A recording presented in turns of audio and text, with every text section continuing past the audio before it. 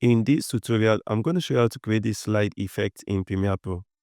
To begin, I've imported these clips onto my timeline over here, and I've gone ahead to make all the clips 10 seconds short except the last clip. If I select any of these, right click and select speed and duration, you will notice that they are all set to 10 frames. So you can go ahead and begin by doing that.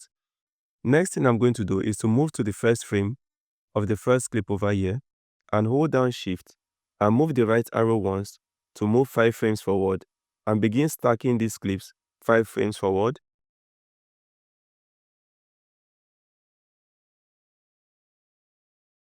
Alright, so the next thing we need to do is to come over to the second clip over here and go over to the Effects tab and search for the Transform effect and apply this Transform effect to the second layer over here.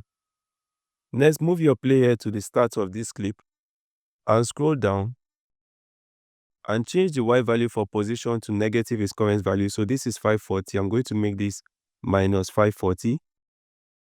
And toggle on the keyframe next to position and hold down Shift plus the right arrow to move 5 frames forward and select this reset parameter and deselect use composition shutter angle to add some motion blur and increase the shutter angle to 200.